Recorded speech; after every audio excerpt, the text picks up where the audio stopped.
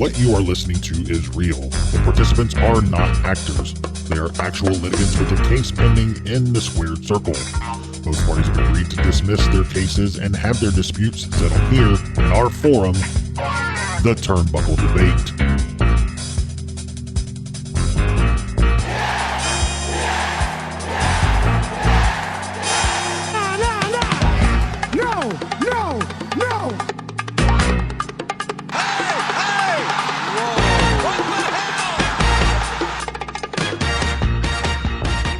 Hey everyone, welcome back to the Turnbuckle Debate. My name is Sneed. I'm Chad. And I am the one and only Boney Con, the glue of the Turnbuckle Debate. And our special guest joining us, it has taken us 101 episodes to make this happen. Ladies and gentlemen, the most undebatable person in the tavern. I can't wait for this. This is wow. We had to get 100 episodes under our belt so he couldn't say he was in the first 100 episodes. Ladies and gentlemen, Hoch. The ratings wizard. Come on, Sneed. I'm the ratings wizard. I mean, give your own accolades over here, whatever you want. The ratings wizard. Everybody knows it. All right, Hoch. The gimmick here, since you don't watch the shoulder content of the tavern, 100 episodes of something that he's a part of. Never watched a minute of it. The gimmick here is tell us what you got going on. You know, you've got the long balls, you've got the broken VCR. Let our listeners know where they can find you and what's going on in your podcast world, buddy. You can find me at Pastor Hoch on Instagram, and we got the long balls every Tuesday with me, JBONE over there, and then we got two more balls who joined us, Jordan and Jordan. So it's getting good over at the long balls, and then you can check out me and Chad on the Broken VCR, also dropping on Tuesdays. This week is The Devils. Whoa, he knew the movie. Oh yeah, I know. Devils and this coming Tuesday, well, tomorrow, because this will drop on Monday. Tomorrow we have, what is it, Hoch? What is the next one? Morgue, Manchester. Oh, the Living Dead at the Manchester Morgue. Yeah, 2 for 2. Yeah, he's got it. Halloween horror extravaganza over at the Broken VCR. So check us out. Well, awesome. Well, since you've never watched, I'll give you the rundown. What we do. We have 3 topics. One of those you brought to the table. We'll go 10 to 15 minutes on each one, and we'll say our piece on it. Okay, I'm excited. Finally, Hoch gets to say his piece. What you didn't mention is you can also find you on the flagship show on the Call the Hoch segment every Thursday. Yeah, 122 episodes of me and Sneed shitting on Hoch for about 45 minutes. And he's been on 120 of them? Yeah, I think so. Well, no, he went 118. Yeah, he went on a date, like a bean sprout quesadilla date, and blew us off. And I had two. I was in Stockholm. I missed 2. I think I missed 2 that time, and then I was on that episode with the bean sprout quesadilla for 5 minutes, so that I was that not. doesn't count. Doesn't Nope. count. Other than that, it's just I think 3. I went sick one day, so 3 total. I think. No, you didn't answer the phone the first show. Yeah. Those don't count. We're talking about once I actually started. There's 122 episodes. They count. I think you're 117, maybe. About Probably. 117. Yeah. Listen to your tavern daddies. They'll tell you what's going on. And I'm the tavern uncle, okay? Shut the fuck up. I think people are going to have a whole new respect for me after this debate show. Oh, he's talking big. He's talking big. The jester of the debate here. People are going to be posting me up for the wrestling news. I'm going to start posting wrestling news, and I'm going to be the go-to. Like, you're going to be sharing it with your friends. Like, look at Pastor Hoch just posted that Dustin Rhodes is retiring or some bullshit. Oh, okay. Oh, yeah, there we go. This is going to launch a whole new avenue for him. Sean Ross Hoch. Sean Ross Hoch. Hoch Meltzer. I could write the dirt sheets, though, just for the record, because you can literally make up anything you want, and everyone in the wrestling community is going to be like, did you read that? Did you see Now that you have that green screen, I'm still waiting for like that 5-minute weekend update type of YouTube show with Hoch. Call it the dirt sheet with Hoch. Call it the 2-drink minimum. Yeah. It looks like he's at the carpool waiting for his mom to pick him up from school. a little bit of everything. Hey, it's this or it's the fires of hell. Yeah, that's true. We'll go brick. Yeah. All right. Well, since we get all that out of the way, are you ready to get into our first topic? Let's do it. All right. First topic of the evening. Did AEW make a mistake letting Cody Rhodes leave? This is where you start, Hawkster. Oh, is it me? I thought we were going to go around the horn here. We can go. It's whoever wants to jump in. Jump in, man. So, I hate Cody Rhodes. It's no secret. I think he sucks. So, I'll say that. However, the time frame of him leaving does line up with, I don't know. I think AEW started sucking a little bit before he left, but it does sort of line up when he left. AEW started to get pretty bad. So, I'm glad Cody's fucking gone. Don't want him back. So we're not arguing should he come back. We're arguing did AEW make a mistake to let Cody leave? And I'm going to say no. Straight up no, just because I think he's an uncharismatic fuck. And the whole family sucks. And his storylines were the worst. And he didn't, and he was in charge of booking and he wrote He himself wasn't in charge of booking. I thought he wanted something like he said he was never going to run for the title or never go for the title and stuff like that. Yeah, he said that. He said that, but I don't. He wasn't booking shows. But anyway, that kind of talked him out of any angle that would involve the title, which would kept him out of huge storylines in AEW. I don't know why you would say something like that. But again, AEW has been pretty bad since he left. So I will concede that fact, even though I don't think it's because Cody left. I think it's because Punk joined. I more look at Punk joining AEW as the beginning of the end than Cody leaving. Beginning of the end. Pack it up.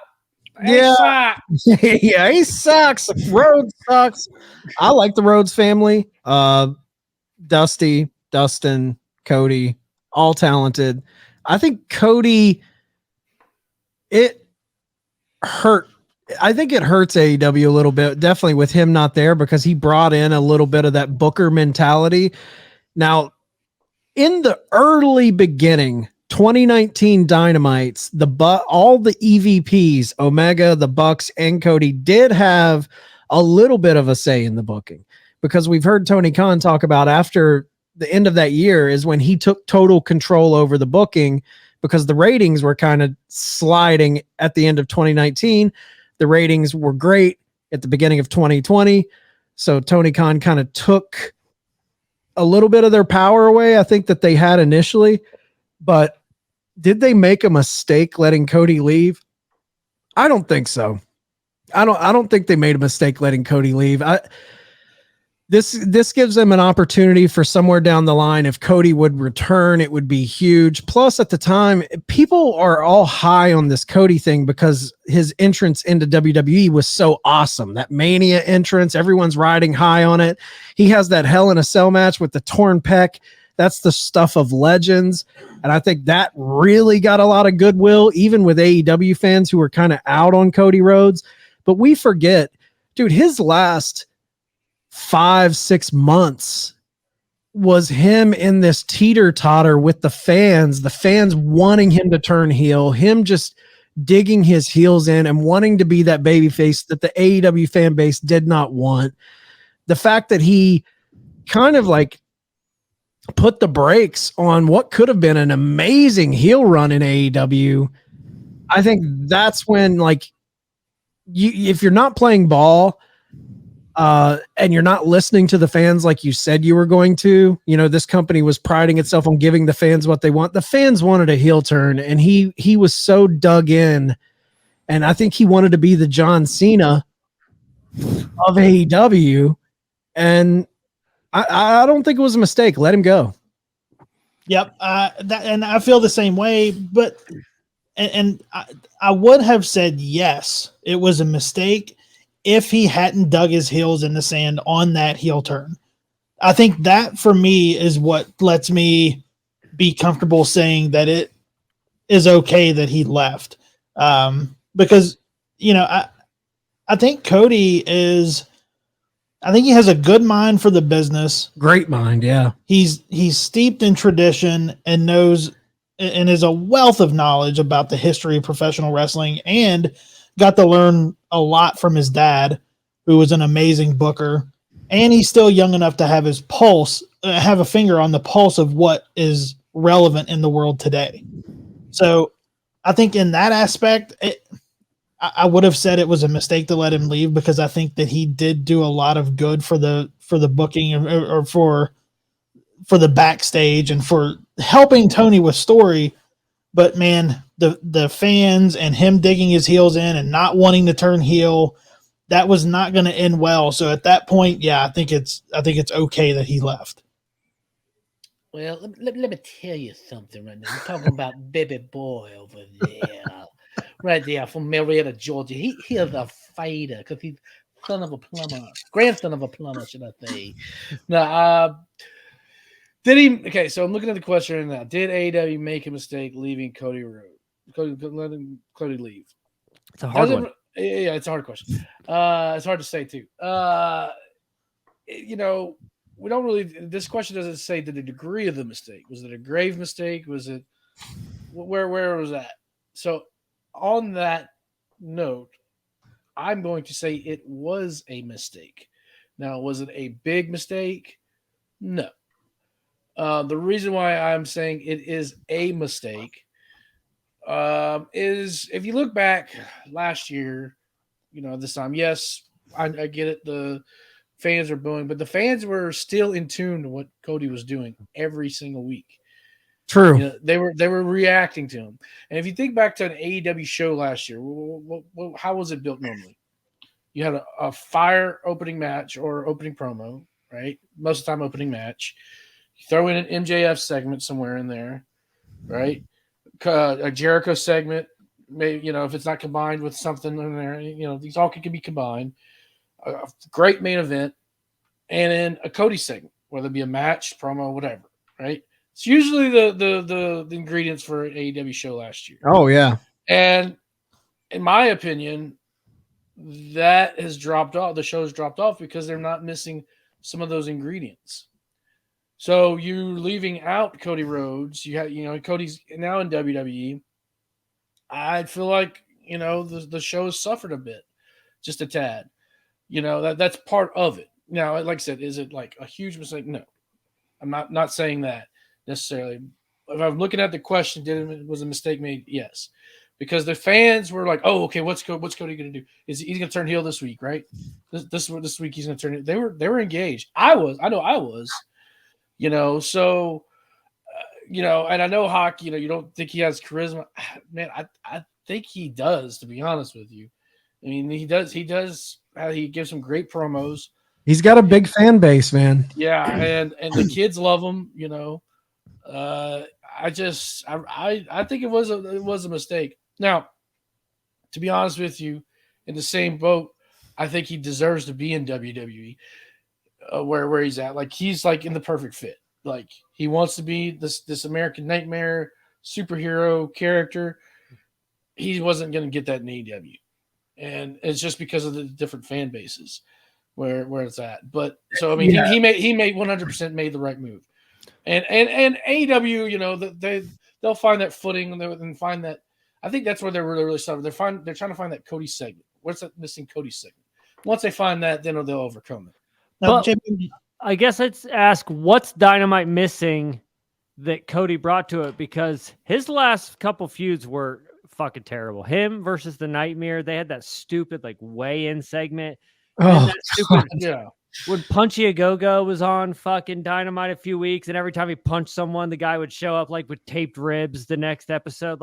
That was one of the dumbest storylines happened. That was the worst Cody's. Since I've been watching the worst AEW. But no, that's my point. But that's towards the end. We're talking about what led up to him leaving, and I think it's the fact that it was bad. I think bad booking probably had a lot to do with it. And then, did we ever get a story? Because we're saying did AEW make a mistake letting Cody leave? But did they have an option? Did Cody just leave?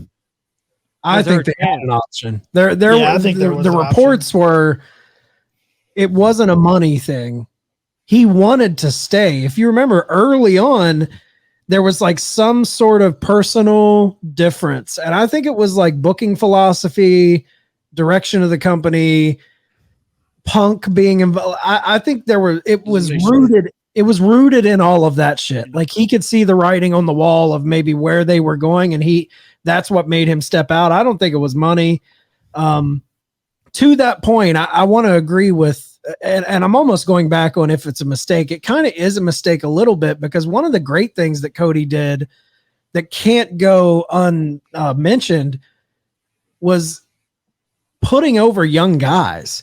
Like he was very integral in helping like the Darby Allins, trying to get Ricky Starks some more time. Ricky had that neck injury, which kind of stopped that, but like he was very big in kind of cultivating the youth of AEW, which I think is vitally important. But the reason I'm not upset that he left is I agree with you, JBONE. He is a better fit in WWE, but dude, we got too many people in AEW.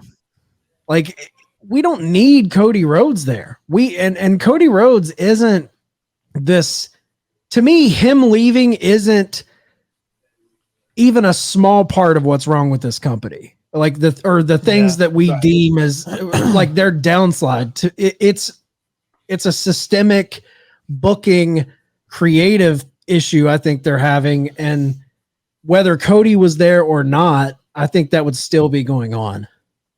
Now, Jay, but you mentioned too that the fans were still interacting with what he was doing, but was it a good interaction, and how long was that going to be sustainable? Because I don't know. It felt like it was a toxic interaction. Well, it was starting to turn. Fans were starting to be mad about it. Yeah. And how long is that sustainable before it just implodes? I don't know, but if you think back to that last big promo, and you want to talk about toxic, that was like a toxic interaction at first. They were chanting, get the fuck out, shit like that. Yeah. And this is before the reports really even came out. All we knew is he was working on a handshake deal, because he even brought it up in that promo. But however, you could start hearing rumblings of fans turning back over, getting back on his side, because I don't remember that. Now it's the promo where he says he built the bank. Right. Like you might have built that, where he said like he created the forbidden door. Like I started the forbidden door, and I mean it was a fiery promo, and that's also where it was kind of confusing where he mentions Punk, and they weren't even close to being feuding as well too, and it just was like, what are we doing? I think a ladder was in the ring in the promo. Yeah, it was for the ladder match. It was his last match. Yeah, so a Sammy match. There's no telling, where we're going, but it was not a great need. It was not a good trajectory at all. But I think it could have been creeping the other way. I don't know, but I just know, like, for me personally, when I would see Cody, I'd be like, okay, well, what's this about? You go back to listen to debates. I mean, we were like, okay, what's happening? We'd always post a different question about Cody every week. Yeah. So, I mean, he definitely was some, Hoch, you bring him up, even though you hate him, you still get brought up every week. Oh, God, Cody Rhodes. But you motherfuckers bring him up. You're like, hey, come on the debate. Let's talk about Cody Rhodes. You love it. Yeah, you love Cody Rhodes. And here's another thing with Cody. It's like he's one of those guys where I feel like once you get to his level, most of those type of guys, it's never going to be a mistake for a company to let those type of guys go over to another company, because that is what wrestling has been built on, is seeing talent go back and forth. And him leaving AEW helped pro wrestling because it gave us this awesome moment in WWE. If you're just a pro wrestling fan, anytime one big talent goes to another company, that's a huge moment for us, the fans, whether it's for WWE, Impact. Good Brothers just showed up last week on Raw. For WWE fans, that's great. So I think when it comes to talent leaving and hurting a company, just in that regard, like they're leaving a company, I think it hurts more when you have a young, hot, upstart. Like if MJF leaves AEW, that's a big fucking mistake. That would be huge. If Seth Rollins left WWE, that's a big fucking mistake. Mm-hmm. Not that he's like this young guy. He's been in the company a while. But I feel like when you're kind of, the company is, there's a lot more road ahead of you, and you're, and not to say there's not a lot more road ahead of Cody, but I feel like he was WWE. He can go, and the roads, if you know Dusty, dude, they're fluid, man. They move between companies.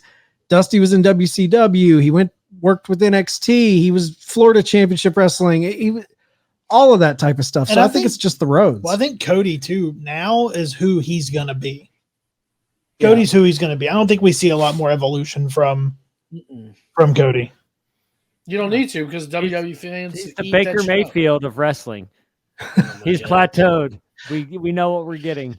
But the thing I love about a guy like that, though, and it may never happen, but it's what kind of creeps up in the heads of hardcores, is when you hit that plateau of you are who you are, it gets the hardcore fans thinking. And he always, if it ever gets stale, he always has that Hulk Hogan rabbit in the hat where he could go Hollywood Hogan on us and turn, and it would be the biggest story in pro wrestling. If he ever wanted to pull that rabbit out of the hat, he could do that and completely rejuvenate his career if it ever kind of tapered off. Do you think it's an ego thing, him not wanting to be heel? He wants the crowd to love him? Yeah, I mean... Yeah, I think so. Yeah, sure. I mean, I think like Chad said, I think he wants to be the John Cena. He wants to be the Hulk Hogan. Well, he was the John Cena of AEW, an overrated fuck that no one should care about. So he achieved his dream. I think he does. We talked about him digging his heels in the sand of not wanting to be a heel, but another thing he dug his heels in was the whole title thing. The fact that he felt he had to stick to that rule. It's like, dude, you could have booked your way out of that. With what we were saying, like turn heel, and then all of a sudden that deal you made, you're not going for the belt. That's out the window because you're a heel. Exactly. But his philosophy on that was, I don't want to do the stereotypical wrestling thing where we make a stipulation and then immediately break it. And I respected that. Right. But dude, 3, 4, 5 years from now, like you want to turn heel and you go back on that, no fan would have been like, but you said you wouldn't. It's pro wrestling. We would have went along with it. It would have been a great heel move for him to be like, you know, that stipulation, fuck that. I'm going for the world title. So it was kind of silly that he was so dug in on, I'll never be the champion here, so I have to leave. And it was a self-imposed thing. Exactly. It is insane. That just goes another reason. And he did that. All of that came out of him wanting to prove early on in AEW that he wasn't going to be Triple H. He wasn't going to be the guy in the office who was going to hold the world title. His favorite wrestler. Exactly. He did it to make this point early on in AEW that we're not like that company. And then the very thing he did to make that point that we're not like them sent him back to them. It was just weird. I think he just wanted to be liked without a Strizap, you know. You're like, oh, I don't have to be a champion because I'm such a likable guy. You know, look at me. Look at these dimples. Nothing would bring me more joy than to be in an arena of like 20,000 people and just getting booed. I know. I think that would be a great. You will listen to that emotion from a crowd of 20,000 people. Like they collectively hate you. I think that there's something special about it. I think that's better than an arena of people loving you. For me personally. If the flagship was in front of a live studio audience, Hoch, you get that every week, right? Booze all around. That'd be a good drop for the flagship. Just get booze. So every time I say something dumb, you're like, boo. All right. Well, does anybody have anything final to say on this topic before we move on to the next topic? Cody sucks. Good riddance. Do it. I knew that was coming. Knew it was coming. All right. Next topic of the evening. Does AEW push too much young talent at the expense of the product? Now, Hoch, this is your topic, so I'm going to defer to you to go first. Well, this is a constant thing I'm saying on the flagship, and I understand wrestling. You need to mix in the fresh with what we know. Sometimes I think AEW goes through periods where they push too much young talent on you, and that's where we're not getting as much story, because you'll have a guy come on like Kyle O'Reilly came on. He had a little push, and then he just disappeared. I heard he got injured, so I guess maybe that's not a good example. But there's been instances where they would push Ricky Starks, and he wasn't there. Maybe that was injury. Maybe it's injury that's doing it. But AEW, they are very quiet about their injuries. So I think sometimes people are hurt, but Tony's not upfront about that, which he should be. And like they're pushing Wheeler again, but Wheeler had a little push a few months ago, and then you didn't see him for a few months, and then he comes back and they're doing it again. And I think they just need to get a solid set of veterans that they're pushing on Dynamite, which I think they've gotten a little bit better at that in a few weeks. And then that leaves you open for a little, if you want to do fucking Daniel Garcia, although he's getting a huge push. So we'll see. And then you get the fucking Gun Club. They kind of came out of nowhere. So you're getting a bunch of these people that kind of came out of nowhere. And we got them quickly. And I think it's at the sake of people like Darby Allin or Orange Cassidy and people, known faces that I like and I like to see. Yeah, but here's the thing. What you just mentioned, Darby Allin and Orange Cassidy, who were both young talent in AEW, no names. Those were the names they built in the first year. I will say I do tend to lean and agree with you though, Hoch. I don't think pushing young talent is bad. I don't think they should stop that. I think the way they don't have a good balance of how they're doing it. I think in the beginning they were doing it great. I mean, when they were building Darby, Orange Cassidy, Jungle Boy, Sammy Guevara, all of those early guys who were the young guys, the no names to the masses, they built them perfectly. While MJF, to the masses, he was a young guy. No one knew who the fuck he was. Yep. But like building those guys while you had Mox, Jericho, Cody, the Bucks, Kenny Omega, and they did a really good job of cycling those young guys into little feuds with the bigger guys, giving them the rub. Now it's like their roster has grown so much that there's this on a week, off a week philosophy that they're doing where they'll rotate in a group of guys one week and then we won't see them for a week or two and we'll get some other guys. And I think that's at the expense of your product. When we're not seeing, the only guy we know we're going to see every week for the most part is like MJF, Jericho, and probably Moxley. But Hangman just disappears for a couple weeks. Like if you have him on your show every week, he's an Omega, Hangman, or Omega, Mox, Jericho, but they don't. Fans got to, if I tune in and I see a guy that I really like and I'm a casual fan, I'm like, man, I really like this guy. And then I tune in the next week and he's not there. And then I tune in the next week and he's still not there. I'm not going to watch again. I think they have their problem is the balance of how they're pushing young talent while still keeping those top guys in our vision.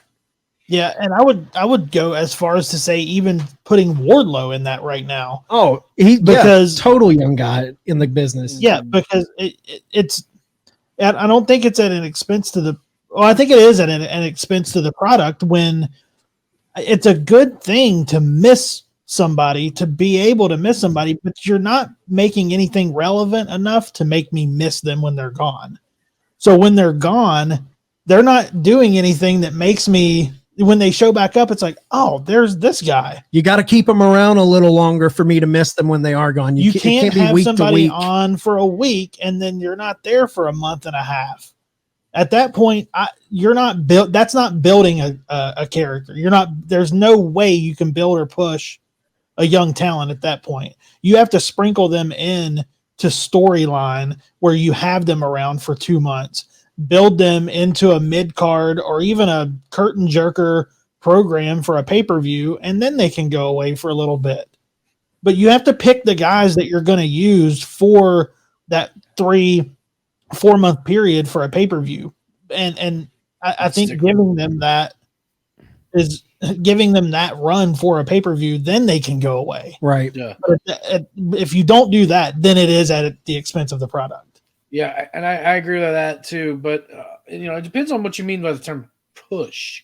You mean like, are they getting wins, they losses, whatever? What do you mean? Elevate. I think elevated. Elevated like a week or two in a big, like Kyle O'Reilly when he went on that streak of won like 2 or 3 matches in a row that he had no business winning. Shit like and then that. he got the Mox match. He got the big Mox match. Yeah. Yeah. Yeah. But I look at Wheeler Yuta, right? Last couple of weeks, he's been elevated the last couple of weeks, but mainly because of his mic work. We know what he can do in the ring, but I mean, he surprised the hell out of me. He stood toe to toe with the best on the mic for the most part. I mean, did he have knockout punches? No, but I mean, like, it wasn't like he was not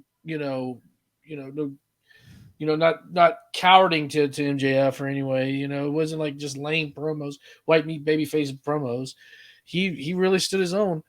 Now, what are you going to do with him now that you have the match? Nothing. What they should have done is immediately inserted him in a feud with Lee Moriarty, because Lee Moriarty's got that MJF dust on him right now, and then just beat the crap out of Lee Moriarty. Then that's like that. That's how you start elevating young talent. You like building blocks. Lee Moriarty's gonna be okay with that loss because why? He's got the MJF dust on him. And now you're building 2 guys, right? 2 young guys. Yeah. Yeah. Like me and Sneed always say, shoot a fucking angle. They should have shot an angle right there. Right. Because I mean, he came in and attacked him, right? If I'm not mistaken, Lee Moriarty, right after the match. Yeah, from behind. Yeah. So why wasn't there like any follow up on that? Now, I mean, we build those guys. Hook. I agree. We're looking at Hook right now. Rampage King right there. He's been he's on Dynamite. You're always seeing and Hook's gonna be on Rampage, and no one watches Rampage, so we don't give a fuck about him. It's like, well, you don't watch Rampage. You don't watch Rampage. You guys told me you don't even watch Rampage. Don't sit there and act like not live. I don't watch it live. Yeah, I can't give my Fridays up like that. I do watch, but here's the thing, though. It's a very with Hook. It's there is the business aspect of it where young, good-looking guy. There are young talent that you don't want to just thrust into this situation that they haven't earned yet. I don't want to see Hook in the upper echelon. I feel like Hook is he's got the young females that love him. He comes out, he kind of taps into that millennial, there's something about him that they trot him out for he's not taking up a lot of time. I don't mind Hook as much. There's not a lot of meat on the bone with what they're doing with him, but I think that's where it needs work. Yeah. Now it's like, we talked about the Sammys, the MJFs, the Wardlows, the Darbys, the kind of the first wave of young talent that AEW built, which I think they did a really good job because now they're all stars that the fans like to watch. Who do you guys think? Who are they pushing right now the best, and who are they pushing that you're like, why is he taking up time on my TV? They're definitely pushing Garcia the hardest of the young guys. To me, I think so too. I see Daniel Garcia.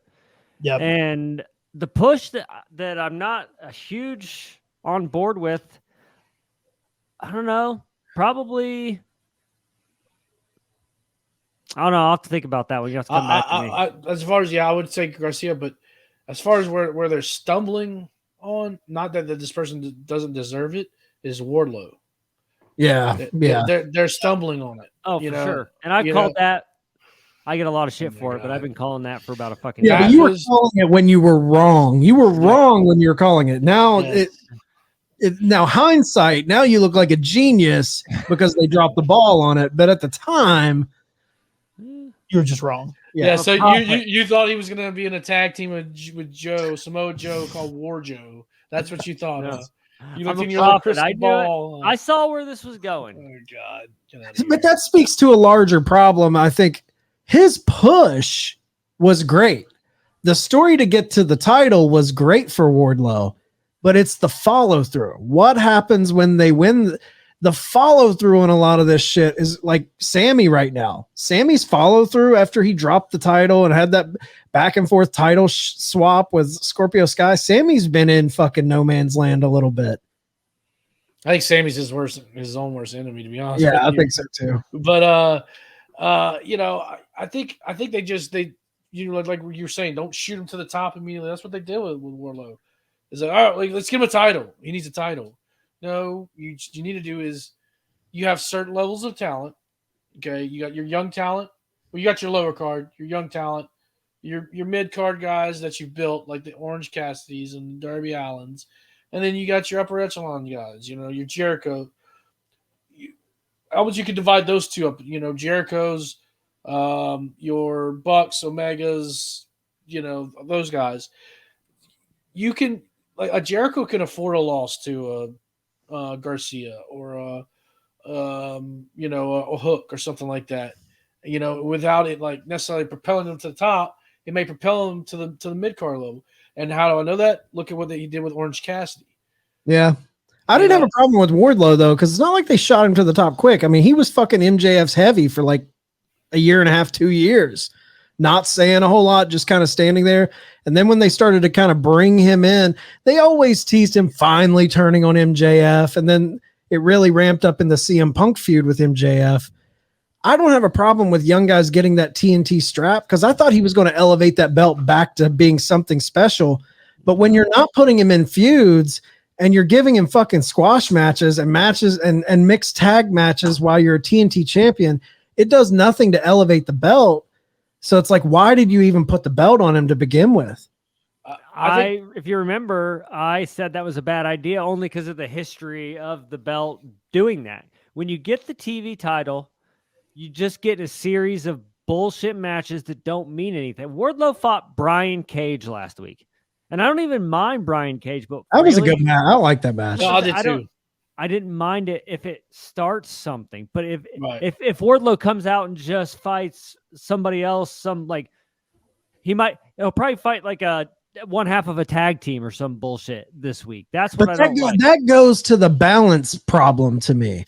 I don't have a problem with a cool one-off Brian Cage against Wardlow match if I know, this week we're getting this cool kind of, he's just defending the title against this guy, and then spin it off, shoot an angle. Somebody comes in that ties Wardlow into a bigger feud that'll lead into a pay-per-view, but they don't do that. Now, if it's just one-off match after one-off match after one-off match with no story, no feud, that fucking sucks.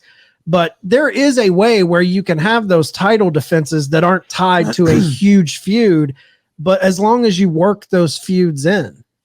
I think if they're going to do that, because it is a TV title, that they should have warmed up Brian Cage just a bit. Put him on Rampage, make him destroy somebody, then come on Dynamite the next week, and he destroys somebody out, and then he's like, all right, I'm back. I'm coming for you, Wardlow. You're mine. And you're like, whoa. Right. Man, Brian Cage is back.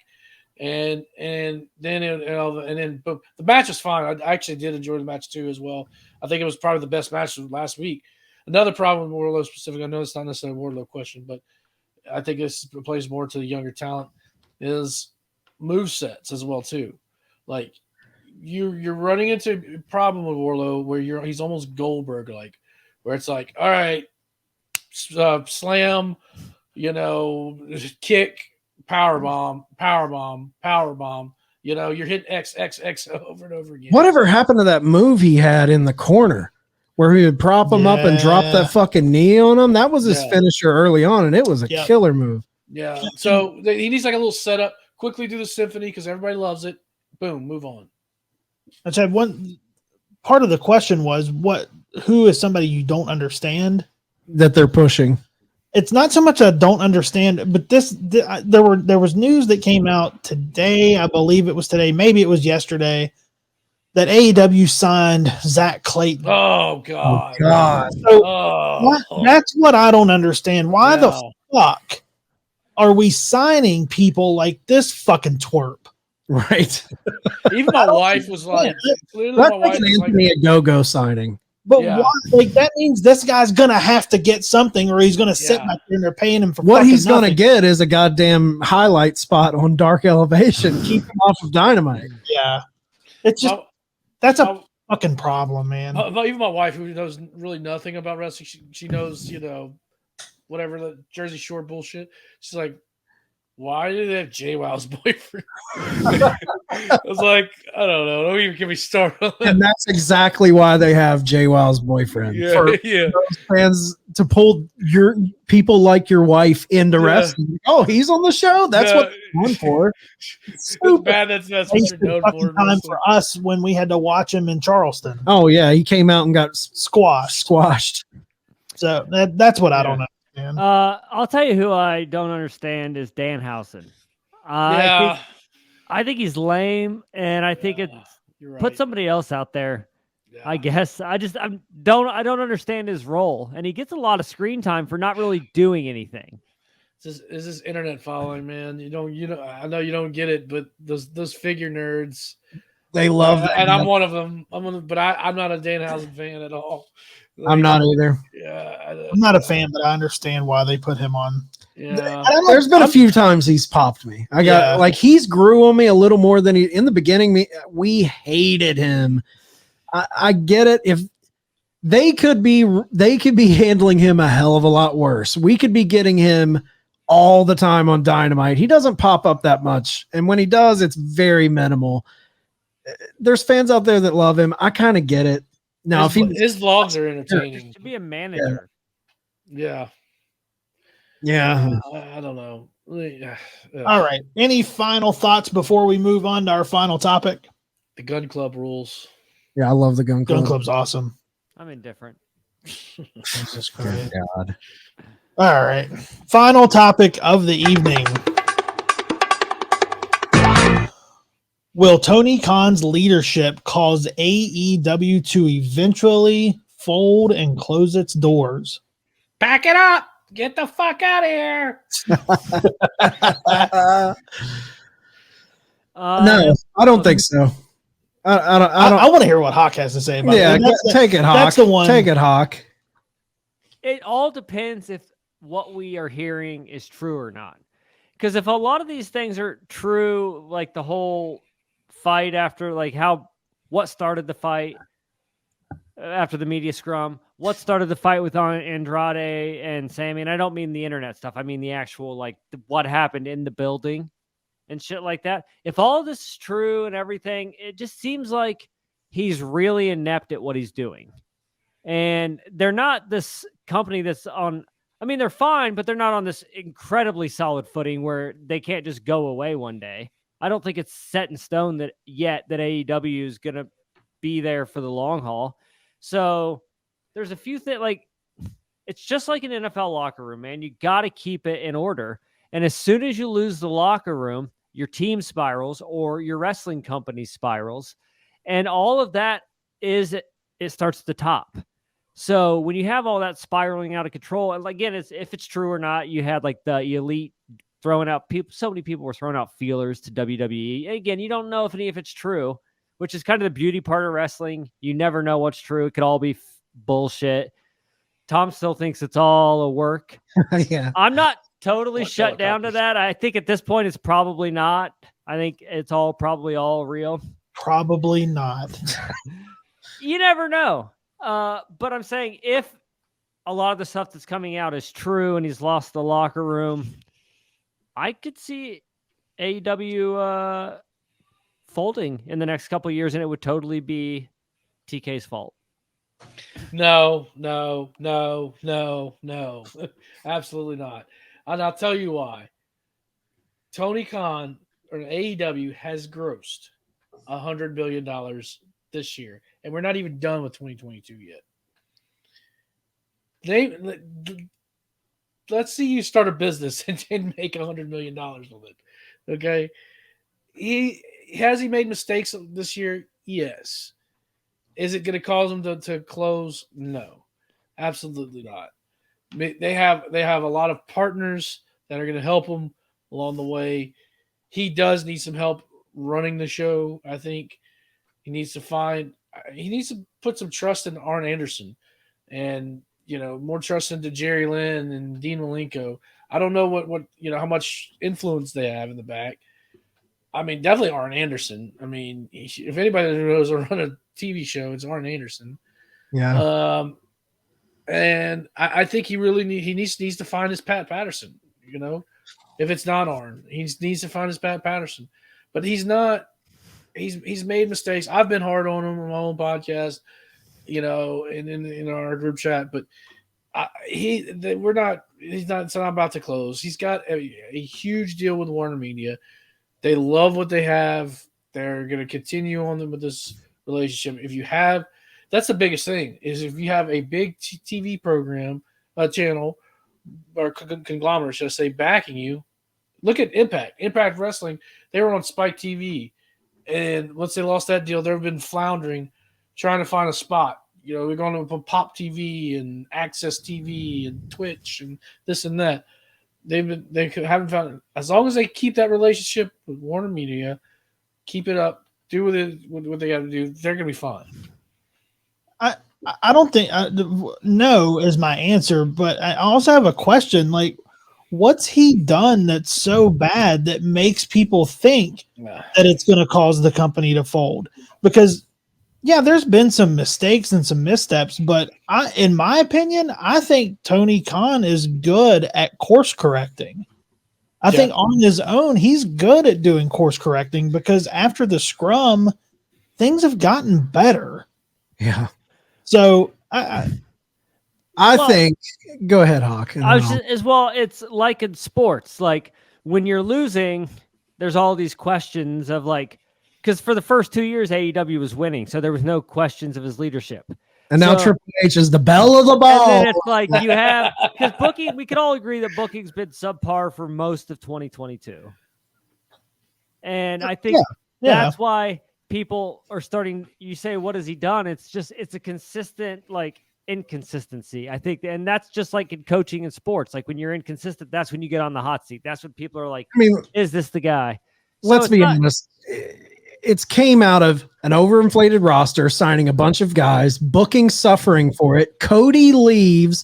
CM Punk comes in, fucking disastrous scrum that airs all your dirty laundry right out in front of everyone. Then Andrade and Sammy get into a feud. You've got tampering from WWE telling guys, hey, if you can get out of your contract, we'll bring you back. There's a lot. It's a perfect storm right now that I think is making it look way worse than it is. I think this is the most overblown dirt sheet bullshit from fans. Fans are latching onto headlines that they want to pick and making this seem like, man, that locker room is in chaos. But if you really read all of the shit of all of the wrestlers, most of these wrestlers in that locker room still love the place. Mox and Jericho still sing the praises of this place. And the people that are coming out, okay, Andrade and Sammy get into a fight. Andrade's obviously wanting to go to WWE. He's trying to get fired. I don't see how that it's a perfect storm, man. I don't think it's one. I think wrestling locker rooms have always had this shit. There's always been fights in the locker rooms. There's always been disagreements. The only difference here is there's social media and the scrum happened, which put everyone's eyes on this shit. Yeah. Now, if, we've heard the stories of Bret Hart and Shawn Michaels and all of the crazy wild shit that happened back in the territories with bookers and dealing with crazy backstage fights and shit. This is just pro wrestling. I don't think there's any way this company folds within, we just saw Mox sign a 5-year extension deal where he's coming on as a mentor, taking a larger role in the company. Jericho's locked in today with the Hollywood Reporter. Warner Media Discovery people just did an interview where they talked about how AEW's numbers are exceeding it. They're number 1, number 2 on the night every week. We're extremely happy. We're talking to them right now about finding ways to involve their people beyond just the wrestling ring. So they're like extremely, it just kills me, this fan narrative. Well, I'll tell you what it is. It's because, and like you said, the perfect storm combined with that, like you mentioned, Triple H is in charge. He's been doing a great job. Okay, he's killing it. Yeah, there's no doubt about it. The big issue right now is like all this backstage drama. There's no filter for it to stop in the locker room. You know, whereas WWE for years it was don't cross the boss or you'll get fired. You get fired. You know, and maybe Triple H has should be. Yeah, honestly, I think that keeps people in check. So is that a TK problem? That there isn't that fear of being fired if you step out of line. Certain people, I think that's the issue, is certain people, and I think that's probably what's dividing it. And again, I don't know how the Andrade Sammy thing played out, like what actually happened in the fight. I'm not talking about the internet shit leading up to no one fucking knows except for who was there. That's when people talking this shit. I'm just like, Andrade gets sent home, Sammy gets to win the main event. It's like if Sammy had a major part in starting that fight and then he gets to go out and wrestle and Andrade gets sent home, that's where you start to build that discord. Like people in the locker room start to look at that and they're like, oh, this guy can fucking do whatever he wants. Supposedly he didn't do anything and he got sucker punched. But believe what you're going to believe. I think if they were in an all out fucking fist fight, both of them would have been sent home. What'd your source say, Hoch? I don't know. I'll have to check Instagram to see. But it's shit like if Punk did all that shit and then the Elite's still suspended, because I think the Elite should be back already. Even if they're the ones who instigated the fist fight, they should be back. They didn't though. The fucking instigator was at the scrum. He instigated that shit at the scrum. I know. I'm talking about the actual physical contact. I'm talking about the actual throwing the first punches. But even if they went there and they punched them, they should be back because they're grown men and they have a fucking job to do. And your product is suffering. I think the only reason they're not back is because there's like an actual like lawsuit pending. Okay. Well, again, I don't know. It just seems like that. I think TK might let Punk get away with some shit that he wouldn't let other people get away with. And I think that has something to do with the locker room drama. And again, I don't know, but it seems like the locker room drama started when Punk got there. I never remember any locker room drama at all. Like, no. You're right. Yeah. Until he got there. Well, I mean, think back with the Brody Lee stuff. Everybody was tight-lipped. Yep. Nobody said anything about that. Brody Lee thought thought it was like an ankle issue. You know, we didn't think his life was on the line. You know, and you know what? When you hire in a shit ton of WWE guys during the pandemic, you're hiring in all of these guys. There's no way to cross-check and see if those guys. He wasn't checking. Are these guys going to fit in with the culture we've built in our locker room? You're just hiring these guys because they're big names from WWE. Now we know WWE has tons of fucking moles that spill shit to dirt sheets. I mean, it's kind of known. Like that's because it's a big corporation. It's not this tight-knit mom and pop feeling that AEW had in that first year. But when you start bringing outside talent in, there was no way to avoid that, in my opinion. Like the bigger the company gets, you're going to have leaks. It's just part of the business. Yeah. I think he needs to hire like somebody that could just step up and just run the locker room. You know, GM. He needs a GM. He needs somebody to run the locker room, and then somebody to help him book. And then, but all decisions eventually end up in his lap. That's what Vince McMahon did. It worked for years. I'm not saying he has to be exactly like Vince McMahon. Go out, do your interviews, you know, talk shit about WWE, whatever, you know. That's not what I'm saying. But get some help. I feel like he's got to prove himself. I think he's got a little bit of ego trip. He needs No, to he does. cut the ego back there, pal, and get some help. It's okay to admit you need help. I It's okay think. to not be okay. Oh God, Here here we go. I want to hear what you guys think about this. I think, and then we'll get out of here.